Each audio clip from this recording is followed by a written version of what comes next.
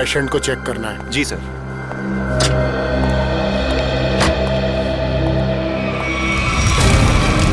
ये क्या? आग! रघु, मंगेश, जल्दी आओ, यहाँ पे आग लगी है, पेशेंट जला है, जल्दी आओ, फायर एक्सटिंग्विशर लेके आओ, जल्दी करो, जल्दी लेके आओ, जल्दी जल्दी जल्दी करो, जल्दी।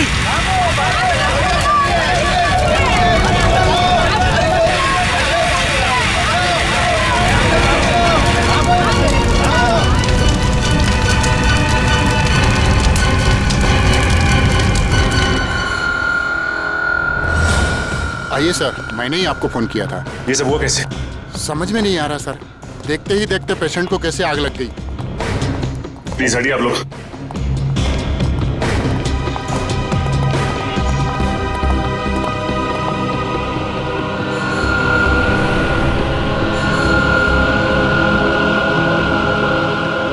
साहब, जिस वक्त ये आग लगी उस वक्त कोई और भी था कमरे में? नहीं सर, कोई नहीं था।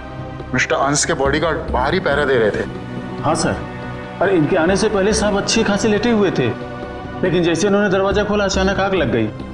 ऐसा कैसे हो सकता है? जब कमरे में कोई था ही नहीं तो फिर आग किसने लगाई? अपने आप लग गई आग? है? ये शॉर्ट सर्किट का चक्कर भी नहीं लगता, लेकिन ये आग जैसी भी लगी हो, हम इसका पता कर ही रहेंगे। अंश, अंश,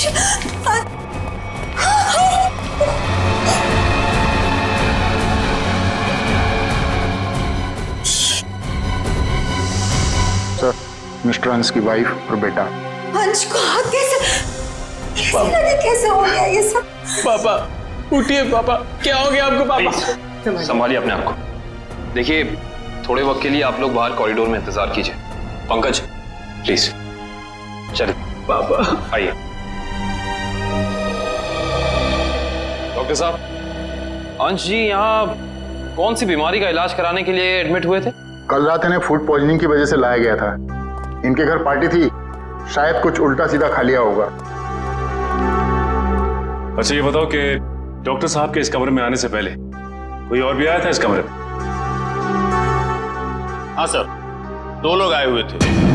एक कमरे की साफ सफाई करने वाला और दूसरा बिस्तर की चादर बदलने वाली। ये अंश कुमार, इस अंश कुमार की कुंडली निकालनी होगी।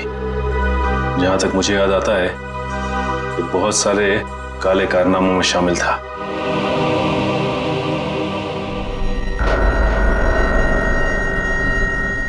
पंकज, रिधिमा और अंकित को घर भेज दिया? हाँ सर, बहुत रो रहे थे बेचारे।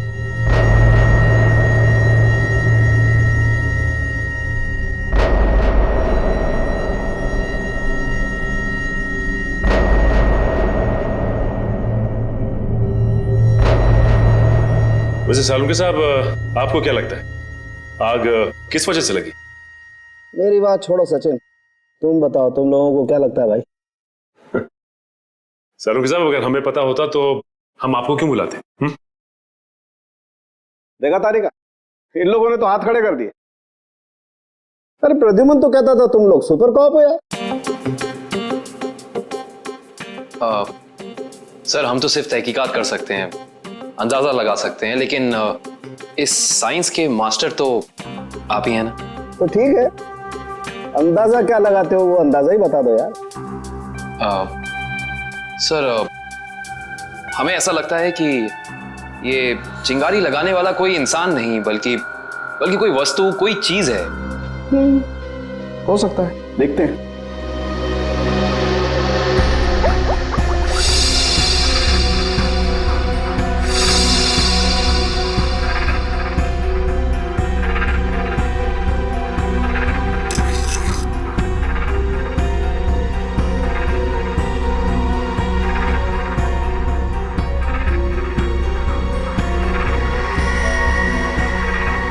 ये बात है। क्या बात है सर? अंश की इस चमड़ी के टुकड़े पर मुझे 2 किस्म के केमिकल मिले। एक का नाम कोजू और दूसरे का चिलिंगफी। कोजू और चिलिंगफी? ये केमिकल के नाम या कोई चाइनीज रेस्टोरेंट के? पंकज, मजाक में। और ये दोनों केमिकल जब आपस में मिल जाते हैं तो एक तीसरा केमिकल बनता है। जो बहुत ही आसानी से आग पकड़ लेता है अगर उसे एक निश्चित मात्रा से ज्यादा ऑक्सीजन मिल जाए तो। और जैसे ही डॉक्टर साहब ने इस कमरे का दरवाजा खोला, यहाँ का ऑक्सीजन लेवल बढ़ गया और अंश का शरीर खुद ब खुद जलने लगा। इसका मतलब अंश की बॉडी पे ये केमिकल हॉस्पिटल के किसी अंदर वाले ने लगाया है। अंदर वाले ने। देखिए, आप बेवजह हम पर शक कर रहे हैं। हम भला अपने मरीज की जान क्यों लेंगे? डॉक्टर साहब, हम भी यही जानना चाहते हैं कि आपने किसके कहने पे वो केमिकल अंश की बॉडी पे लगाया। देखिए, मैंने मिस्टर अंश को छुआ तक नहीं। मैं तो एक एक दवाइयां उनके बॉडीगार्ड के सामने देता था। अगर आपने नहीं छुआ तो किसने किया है? किसने स्पंजबात दिया उसे? देखिए, मिस्टर अंश यहाँ पर फूड पॉइजनिंग के इलाज के लिए आए थे, तो स्पंजबात देने का तो सवाल ही नहीं उठता। मैं कह रहा हूँ ना कि हम में से किसी ने भी उनकी बॉडी के ऊपर कोई केमिकल नहीं लगाया। अच्छा, तो आप ये कहना चाहते हैं कि डॉक्टर सालुंके गलत कह रहे हैं? जी नहीं, मैं ये बिल्कुल नहीं कह रहा हूँ। मैं सिर्फ इतना कह रहा हूँ कि मैंने या मेरे किसी भी स्टाफ ने उनकी बॉडी के ऊपर कोई केमिकल नहीं लगाया है। 2 लोग आए हुए थे, एक कमरे की साफ सफाई करने वाला और दूसरा बिस्तर की चादर बदलने वाली। माय गॉड, कहीं वो केमिकल उस चादर पे तो नहीं लगा हुआ था जो अंश के कमरे में बिछी हुई थी? डॉक्टर साहब, ये सारी बेडशीट कहाँ रखी जाती? देखिए सर, यहाँ पर सारे रूम नंबर्स लिखे हुए हैं और उस कमरे के रूम के अनुसार वहाँ की बेडशीट और बाकी का सामान रखा हुआ है। सर, ये अंश के रूम का लॉकर है।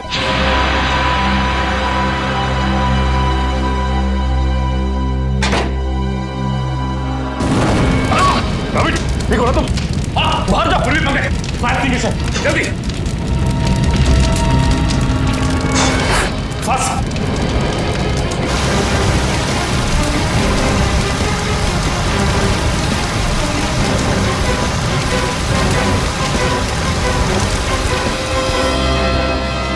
काबिल लगता है थोड़ा केमिकल रह गया था इसमें। सही कह रहे हो सचिन, अब तो इस लॉकर को बाहर निकालना ही पड़ेगा। आप लोग भी थोड़ा पीछे रहिए।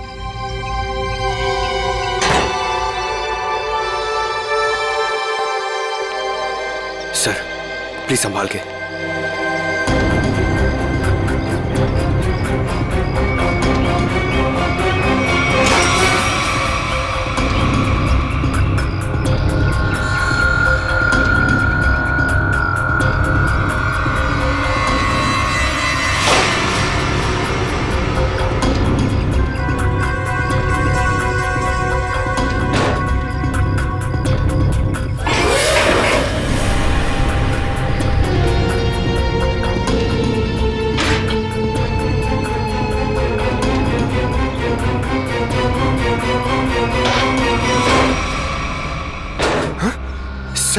ये क्या?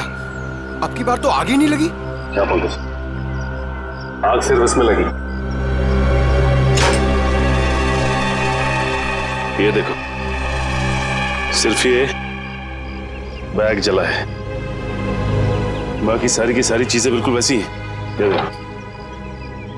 सर, इसका मतलब केमिकल इस बैग में होगा और बेडशीट इसी बैग में लाई होगी। हाँ पंकज, एग्जैक्टली ऐसा ही हुआ है। डॉक्टर साहब, ये वही लेडी है ना जिन्होंने अंश के कमरे में वो चादर बिछाई थी? जी सर, शीला। मैंने कुछ नहीं किया सर। मैं इन केमिकल्स के बारे में जानती तक नहीं हूँ। ज्यादा भोली मत बनो। अंश के कमरे की चादर तुमने ही बदली थी ना? बदली थी, मगर क्या? एक औरत ने मुझे 50,000 रुपए दिए थे और कहा था अंश साहब के कमरे में ये चादर बदल देना। उसने आपको पैसे दिए और आपने पैसे ले लिए? एक बार भी नहीं सोचा कि इसके पीछे उसका मकसद क्या है? मुझे क्या पता था साहब, कोई ऐसे तरीके निकालेगा किसी का खून करने के लिए। उसका चेहरा पहचानती हो? स्केच बनवा सकती हो उसका? नहीं, उसने अपना चेहरा दुपट्टे से ढक रखा था। चेहरा ढका था, लेकिन कुछ तो याद होगा, कुछ तो देखा होगा। हाँ, उसके दाहिने हाथ पर एक काला सा निशान था, यहाँ पर।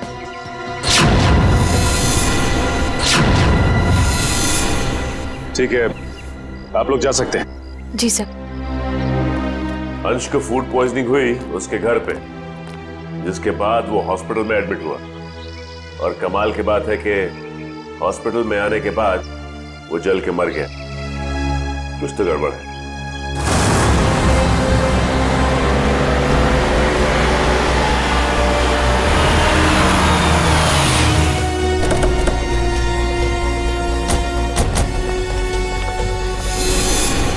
सर, इस घर पे तो जगह जगह सीसीटीवी कैमरास लगे हैं। और इतने सारे बॉडीगार्ड्स। लगता है अंश जानते थे कि उनकी जान को खतरा है। राइट श्रेया, कोई ना कोई बात तो जरूर थी, वरना इतनी ज्यादा सिक्योरिटी कोई मामूली इंसान नहीं रखता। किससे मिलना है आपको? सीआईडी? अब अंदर जा सकते हैं? Thank you.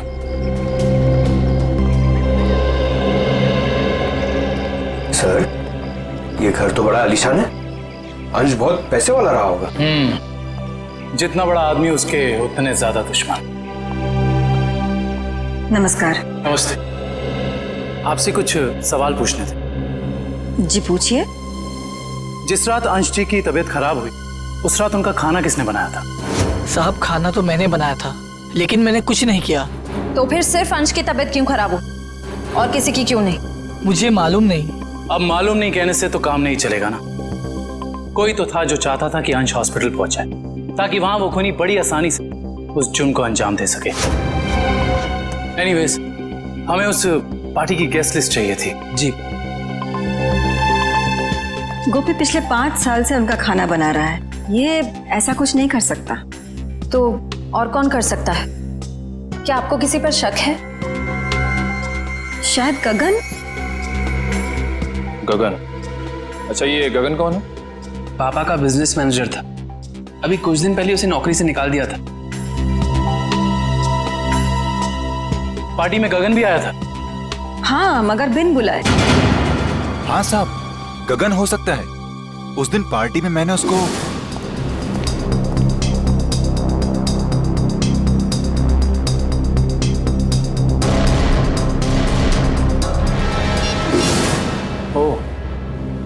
तो अंश गगन पे चिल्ला रहे थे? हाँ साहब, पर म्यूजिक की आवाज बहुत तेज थी। मैं समझ नहीं पाया कि साहब गगन को क्यों डांट रहे थे। मगर अंश ने गगन को नौकरी से क्यों निकाला था? पता नहीं, मगर जरूर कोई बड़ी बात रही होगी जो उन्होंने अपने 10 साल पुराने एम्प्लॉय को एक ही झटके में काम से बाहर निकाल दिया। गगन को नौकरी से क्यों निकाल दिया था, इसका जवाब ढूंढना होगा। क्या अंशी की मौत हो गई है? जी हाँ, और हमें शक है कि उनकी मौत में आपके पति गगन का हाथ है। ये क्या कह रहे हैं आप? गगन अपनी जान दे सकते हैं, पर वो किसी की जान लेने की कभी सोच भी नहीं सकते। सोचा नहीं, बल्कि कर दिया। बहुत ही लंबी चौड़ी प्लानिंग के साथ गगन ने अंश को हॉस्पिटल में ही जला दिया। आपको कुछ गलतफहमी हुई है, गगन ऐसे नहीं है। वो ऐसा नहीं है तो कैसा है, वो तो उनसे मिलने के बाद ही पता चलेगा। वो कब तक वापस लौटेंगे? मुझे नहीं पता। मैंने पुलिस स्टेशन में उनके गुमशुदा होने की रिपोर्ट भी लिखवाई है। कल से वो गायब है। बुरा मत मानिएगा मैडम, लेकिन मुजरिम अक्सर खून करके ऐसे ही फरार हो जाते हैं। बार बार उनको मुजरिम कह करके उनका अपमान मत करिए। अगर उनको जुर्म करना ही होता तो वो अंश जी की बात मान करके अंकित को मार ना देते। एक मिनट, क्या कहा आपने? अंश जी ने गगन को अपने बेटे अंकित का खून करने का काम सौंपा था, पर गगन ने साफ इनकार कर दिया और इसी वजह से उन्होंने गगन को नौकरी से निकाल दिया। ओह, तो इस वजह से गगन को नौकरी से निकाल दिया गया। और कोई बाप अपने बेटे को मरवाना क्यों चाहेगा? सर नहीं सर, ऐसा नहीं हो सकता। आप प्लीज कह दीजिए झूठ है। मेरे पापा मुझे मारने की प्लानिंग कभी कर ही नहीं सकते। हम जानते हैं ये बात आप लोगों के लिए काफी धक्का पहुंचाने वाली है। गगन की पत्नी झूठ बोल रही है। अपने पति को बचाने के लिए कुछ भी मनगढ़ंत कहानी बना रही है वो। अंश जैसा पिता अपने इकलौते बेटे को मारने की कैसे सोच सकता है?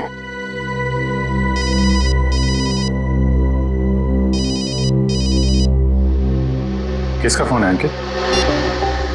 चाहो तो बात कर लो। नहीं सर, इंपॉर्टेंट फोन नहीं है। एक्चुअली मेरा एक फ्रेंड मुझे मिलने के लिए परेशान कर रहा है और फिलहाल मैं किसी से मिलना नहीं चाहता। सर, अगर आपके सवाल पूरे हो गए हो तो क्या हम जा सकते हैं? अब हमें अंश की शोक सभा की तैयारी करनी है। ठीक है, आप जा सकते हैं। इशिता? Yes sir.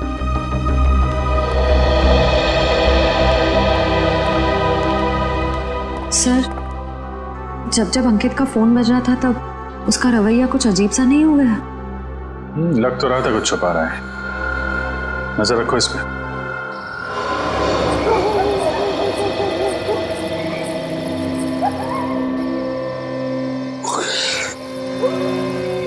सर, हम लोग क्या रात भर यहीं खड़े रह के पहरा देंगे?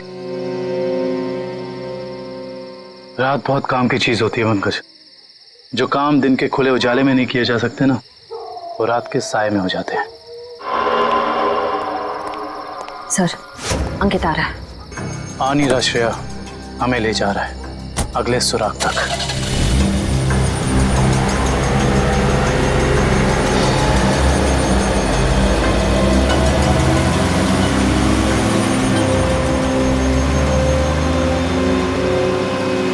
Let's go.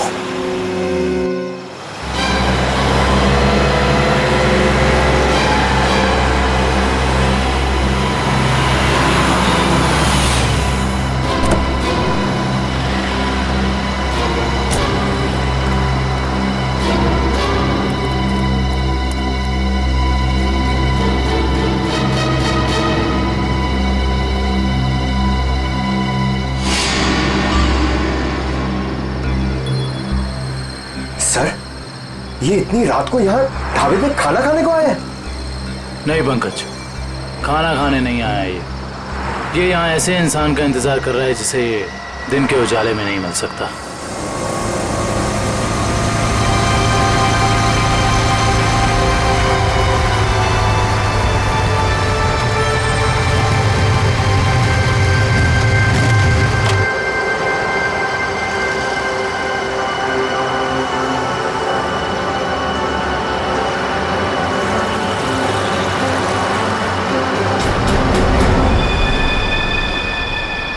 सर, मैंने तो सोचा ये लड़का होगा, ये तो लड़की निकली।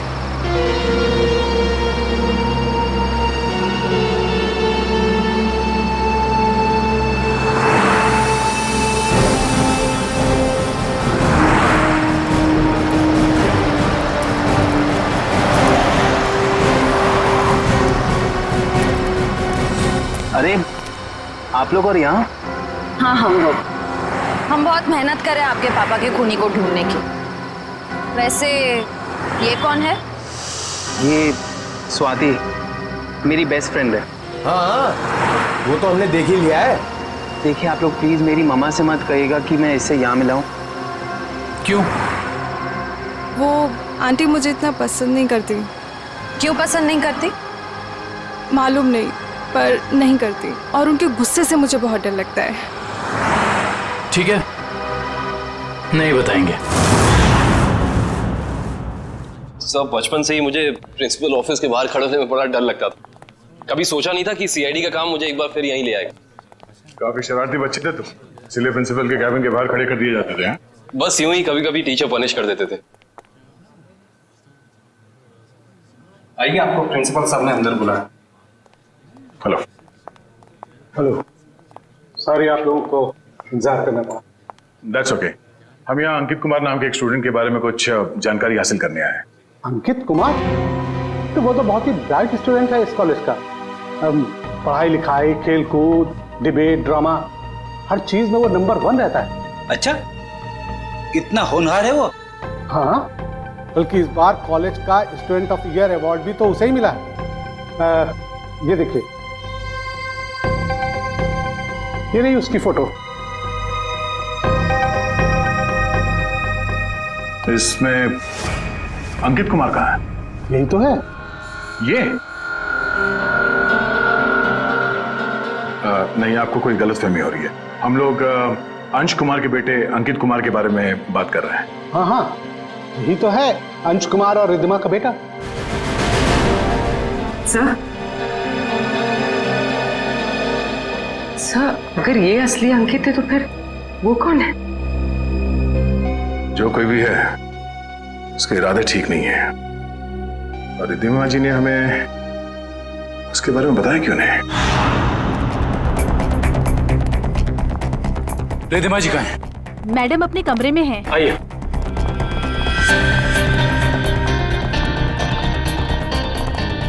मैडम सीआईडी वाले आए हुए हैं। मैडम। रिद्धिमा जी।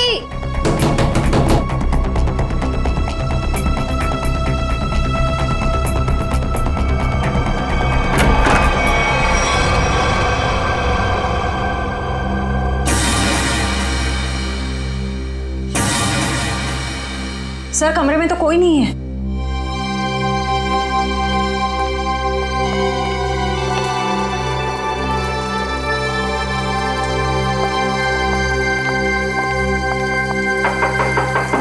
रिद्धिमा जी।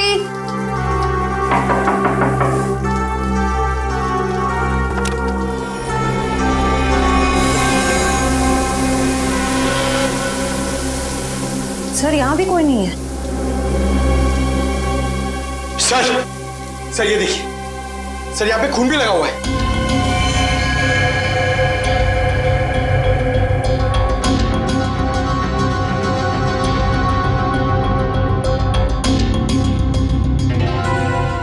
शायद रिद्धिमा जी का किडनैप हो गया है। इन टुकड़ों को देख के तो यही लगता है कि उनकी किडनैपर के साथ हाथापाई हुई होगी। अंकित कहाँ है? बुलाओ उसे। अंकित बाबा तो आज सुबह घर से बाहर चले गए हैं। निखिल, अंकित को फोन लगाओ। इस कमरे में इतना कुछ हो गया और किसी को भनक तक नहीं लगी। फायदा क्या घर में इतनी सिक्योरिटी का? अच्छा ये बताओ कि खिड़की के पीछे की तरफ भी कैमरा लगा है ना? जी सर। मुझे उसकी फुटेज देखनी है।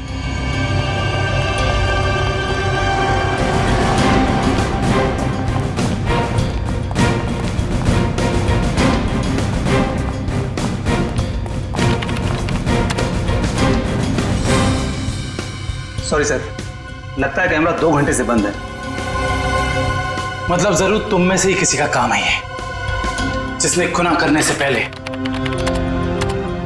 कैमरा बंद कर दिया। सर हम ऐसा क्यों करेंगे? कोई बाहर वाला यहाँ आके कैमरा बंद नहीं कर सकता।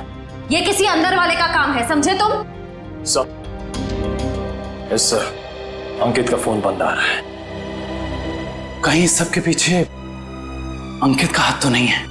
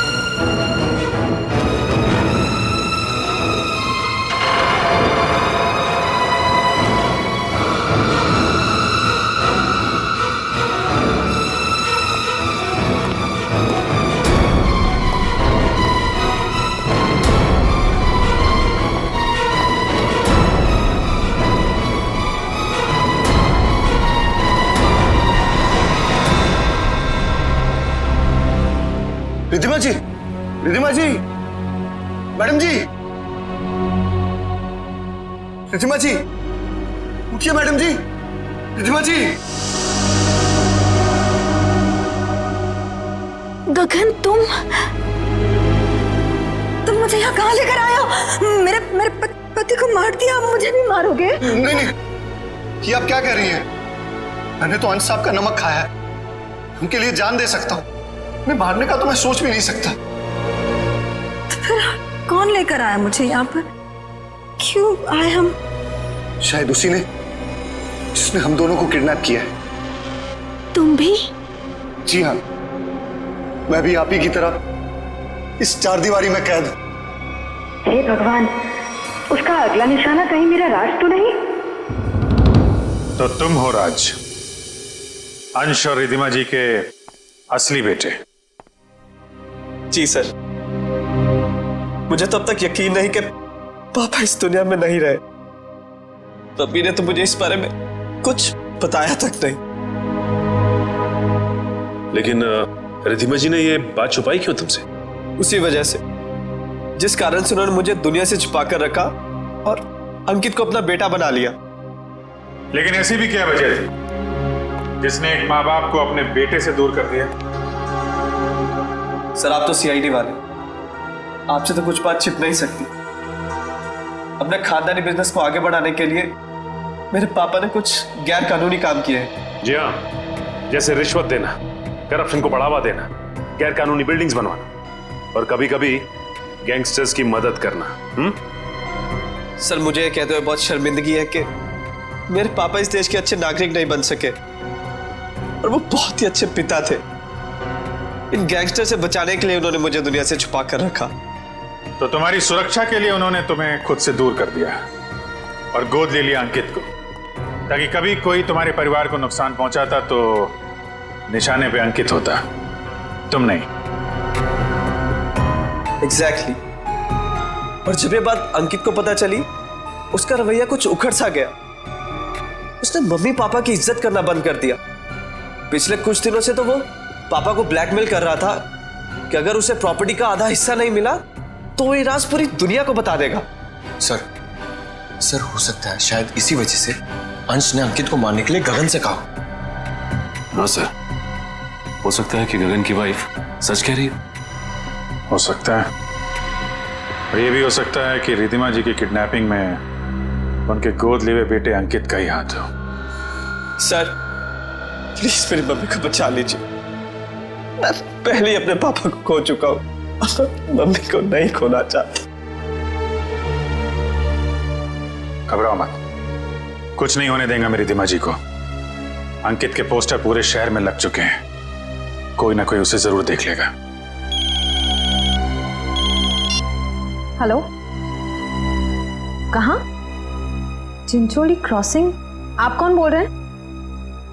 हेलो हेलो सर, गुमनाम कॉल आया, कह रहा था कि चिंचोली क्रॉसिंग पे मिलो, कुछ जरूरी बात करनी है। जरूरी बात करनी है? फिर तो मिलना पड़ेगा।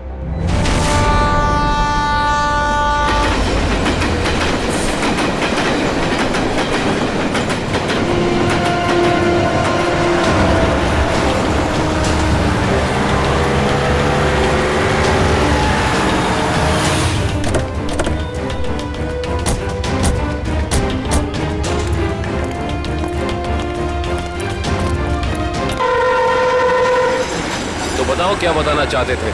सर, मैंने आपको फोन इसलिए किया था क्योंकि जिस आदमी का आपने पोस्टर लगाया है उससे मैंने कहीं देखा है सर।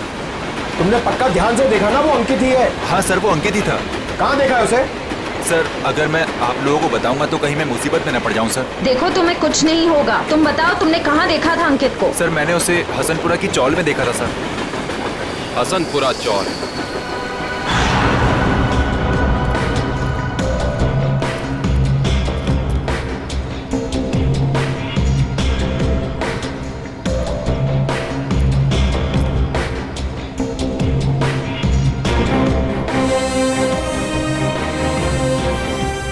इधर रहता है। इधर इधर? हाँ।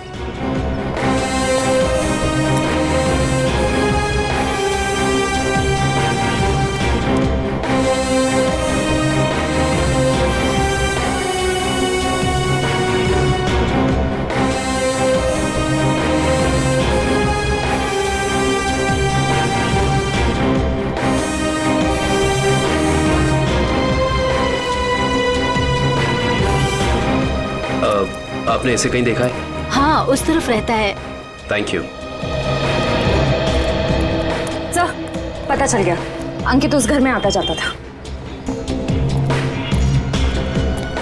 Sir sir sir sir sir, बहुत मुश्किल हुई सर, लेकिन मैंने पता कर लिया है। अंकित इसी घर में आता जाता था, ये घर में। पंकज, हम सबको पता है। आओ।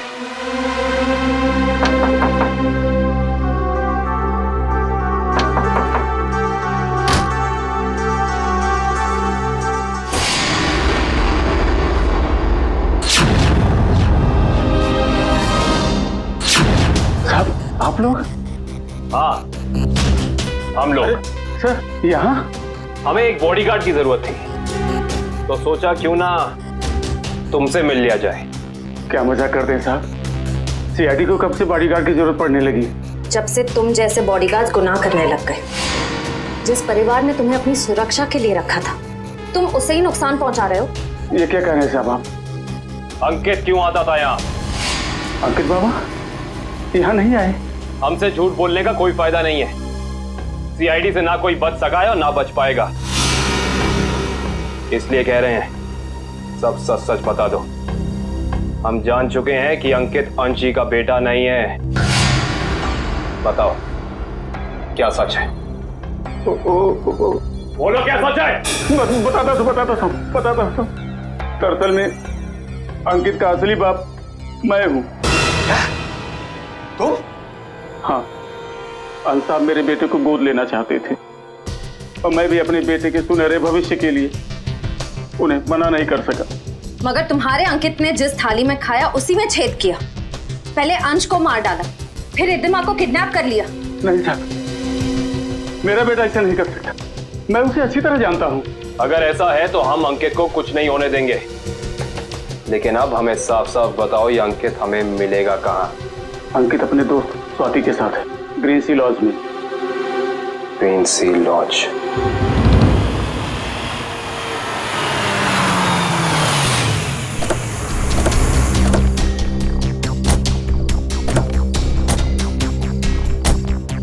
सर, ये अंकित की गाड़ी है। अंदर चल के चेक करते हैं।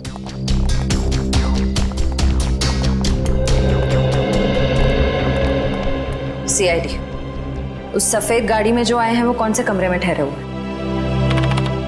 Room number 113। Thank you. आओ।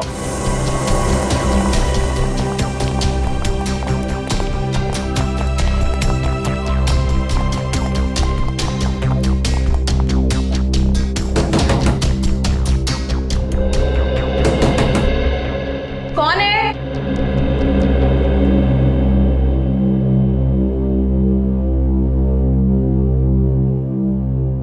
मैडम, हम रूम सर्विस से हैं। जरा खोलिए ना, चॉकलेट केक लाए हैं आपके लिए।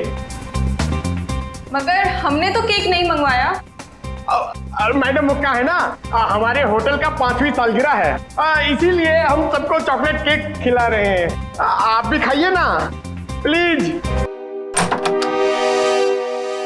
सीआईडी,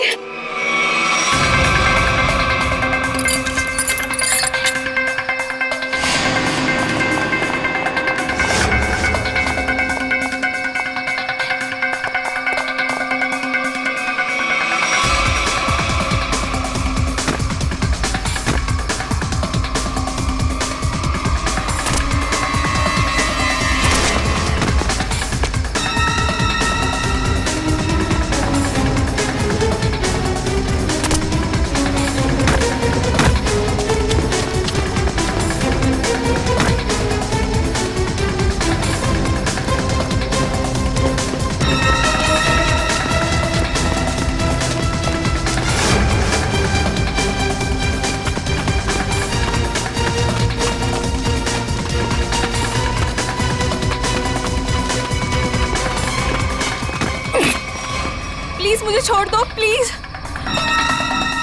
तुम वही हॉस्पिटल वाली लड़की? प्लीज मुझे जाने दो, मैंने कुछ नहीं किया। सीआईडी की आदत नहीं है मुजरिमों को जाने देने की। हाँ, मैंने ही पैसे दिए थे उस लड़की को ताकि वो केमिकल वाली बेडशीट अंश के बेड पे बिछा सके। किसके कहने पे किया था तुमने ये? अंकित के। कहाँ मिलेगा ये अंकित? पता नहीं। अच्छा, तो ये तो पता होगा ना कि रिद्धिमा को कहाँ छिपा के रखा है? नहीं पता। ये पता नहीं, वो पता नहीं, तुम्हें पता क्या है स्वाति? गगन कहाँ है ये पता है मुझे। I see। तो और क्या क्या पता है तुम्हें?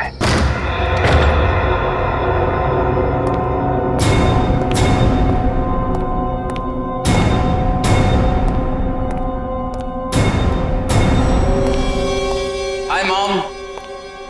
हाय गगन अंकल। आई होप सब ठीक तो है ना? आई मीन मेरी खातिरदारी में कोई प्रॉब्लम तो नहीं है ना? अंकित, जरूर मेरी परवरिश में कुछ कमी रह गई होगी जो आज मुझे यह दिन देखने को मिल रहा है। हाँ, आपके परवरिश में कमी रह गई। बचपन से लेकर जवानी तक आप मुझे बेटा बेटा कहती रही, और आज एकदम से मुझे पता चलता है कि आप मेरी माँ नहीं है। माँ हो तो आप जैसी। लेकिन मैंने तुम्हें कभी अपने बेटे से कम प्यार नहीं किया अंकित। झूठ है, ये ड्रामा है। आप अपने बेटे को बचाना चाहती थी।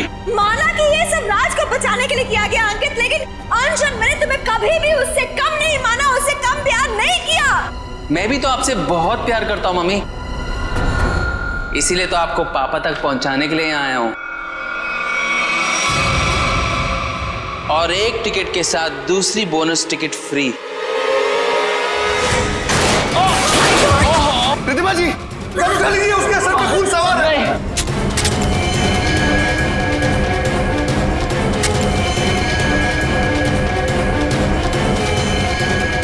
गगन, ये पकड़ो, पकड़ो। अरे शूट करो ना, गोली चलाओ ना, तो वो मार डालेगा। नहीं प्लीज, अरे मारो उसे। प्लीज नहीं, मार डालेगा हमको, मारो।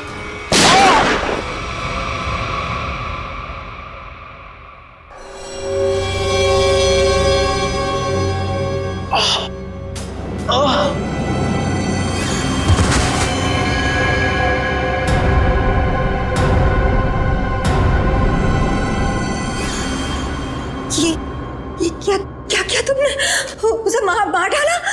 तुम उसके पैर पे फायर कर सकते थे ना, उसे मार डाला तुमने। गगन, व्हाट डिड यू डू? मेरे से घबराहट में गोली चल गई, वैसे मारना नहीं चाहता था।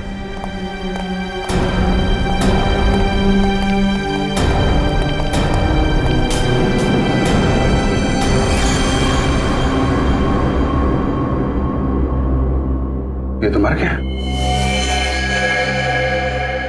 क्या? ये सब हाँ? कैसे हुआ ये? मैं जानबूझ के नहीं मारा सर, मैं सिर्फ अपने आप को बचाना चाहता था। ये गगन सही कह रहा है, अगर हमने अपने बचाव के लिए इसे नहीं मारा होता तो ये हम दोनों को मार देता। हम समझ सकते हैं। श्रेया, इनके स्टेटमेंट रिकॉर्ड कर लो। आप लोग जाइए प्लीज इनके साथ में। चलिए।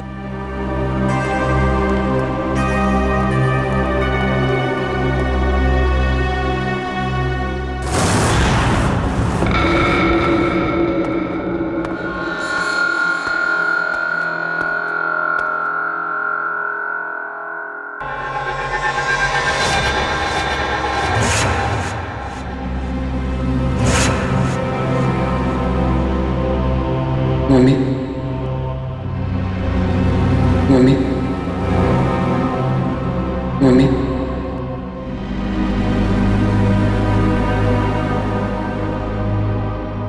मम्मी,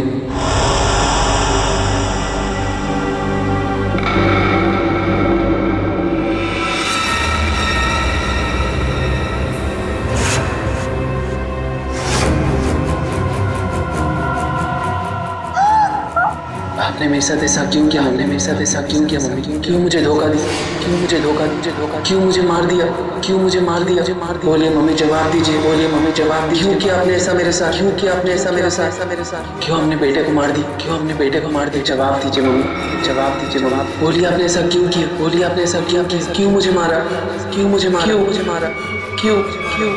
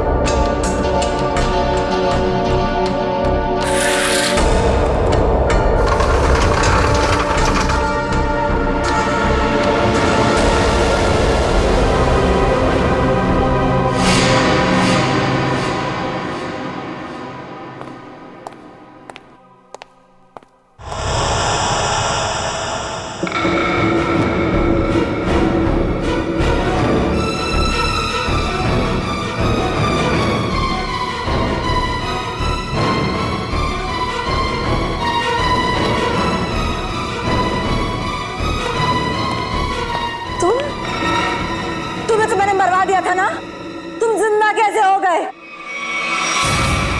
मरे हुए लोग कभी जिंदा नहीं होते रिधिमा जी।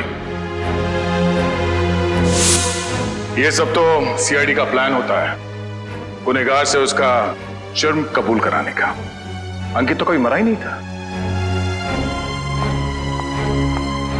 इतना बड़ा धोखा मेरे साथ। मैं धोखा तो तुमने दिया है। मैंने जो कुछ भी किया अपने बेटे के लिए किया है। राज, तुम्हारे पापा तुम्हें अपने गैर कानूनी बिजनेस में शामिल करना चाहते थे, लेकिन मैंने तुम्हें हमेशा गुनाहों के इस साए से दूर रखना चाहा। माँ, मैंने कभी सपने में भी नहीं सोचा था तुम भी पापा की तरह इस तरह गुनाहों के दलदल में धंसी हुई हो। और इसीलिए इन्होंने पापा को मारने के लिए मेरी मदद ली थी और प्रॉपर्टी में 25% शेयर देने का वादा भी किया था। इस प्लान में तुम दोनों मिले हुए हो, इसके बारे में तुम्हारी दोस्त स्वाति ने हमें पहले ही बता दिया था। उस पार्टी के दिन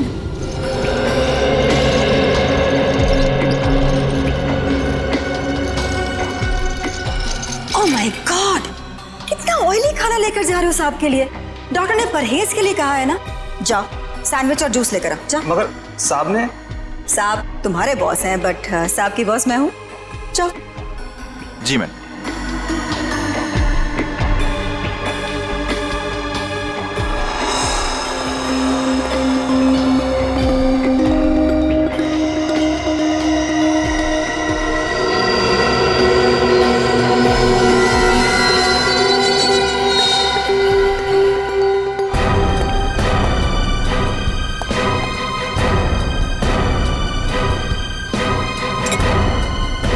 गुड, तुम जाओ, मैं साहब को खाना खिला दूंगी। जी मैं कभी सोच भी नहीं सकता था कि आप ऐसा करेंगे। खुद गुनाह किया और मुझे फंसा दिया। तो और क्या करती? तुम्हें पता चल गया था कि अंकित अंश को मारना चाहता है, इसीलिए मैंने आखिरी वक्त पर सारी बाजी पलट दी। और उस पलटी बाजी में मेरी भी बलि चढ़ा दी थी।